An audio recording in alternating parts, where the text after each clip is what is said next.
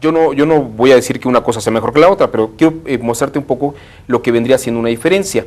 Hoy en día se ha discutido mucho si el cigoto debe tener la protección que tiene un ser humano adulto, ¿no? Por si se le puede permitir a una persona que suprima la vida o no del cigoto que está dentro del seno materno, ¿no? Claro, pues es un ejemplo muy claro. Es un ejemplo muy claro, porque ahí no tiene la forma de ser humano. Claro. Entonces hay algunos que dicen, claro, como no tiene desarrollado el sistema nervioso dentro de las 6 primeras semanas, no es del todo un ser humano, o si es un ser humano no está en esas mismas condiciones. Eso es un pensamiento altamente proculeyano, claro. ¿no? Como no tiene la forma, ¿no? No es. No es. En cambio, un sabiniano te diría, cigoto, feto o a punto de ser ya un niño o una niña a punto de nacer, es un ser humano en cualquiera de las etapas. Claro. Ahí tienes un ejemplo de razonamiento jurídico en razón de cómo funciona la mente humana, ¿no? Entonces, claro, luego viene la etapa argumentativa. ¿Con qué lógica formal justificas un razonamiento u otro? Y esto es lo que es bien interesante en el campo del derecho. Cómo hay lógicas para pensamientos prelógicos, así los llaman los pensamientos irreversibles, o estos que siguen más esta línea aristotélica formalista, o esta línea abstracta, reversible, como llaman algunos, ¿no? ¿Y cuál de estas dos escuelas probó, digamos, resolver más casos con justicia?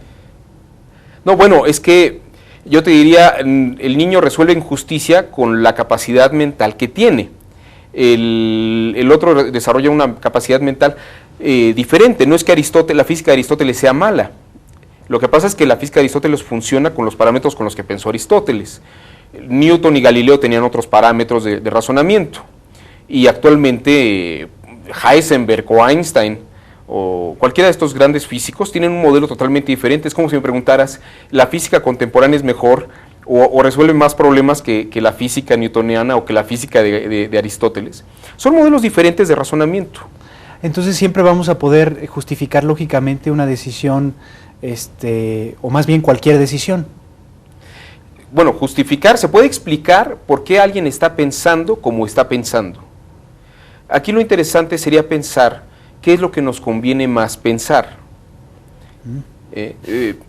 Porque bajo el razonamiento aristotélico era muy lógico que hubiera esclavos.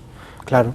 Bajo el razonamiento de Galileo, Galileo descubre una cosa que es la inercia, cosa que Aristóteles jamás se imaginó que existiera, ¿no? Para el pensamiento jurídico clásico no había nociones de contrato en abstracto. Existía el contrato los contratos o la forma de contratar, pero no existía el concepto abstracto de contrato. Es una cosa que viene, por ejemplo, con la posglosa.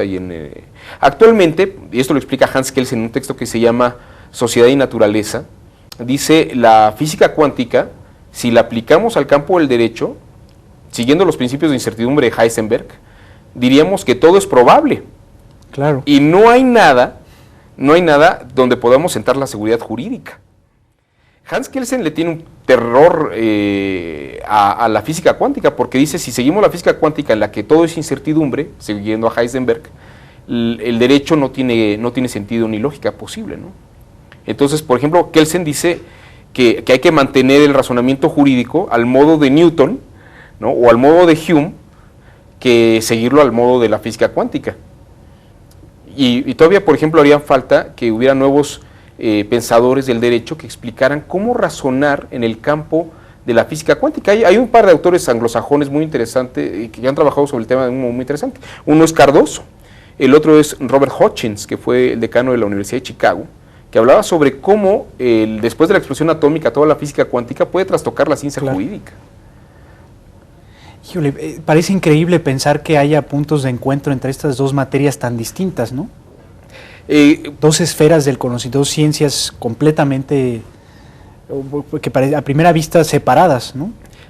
Parecería que no tienen una cosa que ver con la otra, pero en el fondo, como evolucionó el pensamiento científico, podemos ir a hacer una analogía de cómo va evolucionando el pensamiento jurídico. Juan, ¿y entonces por qué es tan criticable, pues esta etapa conocida por todos, ¿no? Del positivismo jurídico? Si en realidad lo que pretendía pues era una especie de lógica, ¿no? jurídica clara establecida en los textos legales. Le da una cierta seguridad al que opera con la ley positiva. Y funciona muy bien, y Kelsen tiene razón, funciona muy bien mientras existan los estados nación. Porque es como un manual, ¿no? Que ya tiene los resultados, ¿no?, lógicos frente a ciertos casos. Entonces, pues uno nada más va al manual y ve cuál va a ser el resultado y se aplica, ¿no? Así es.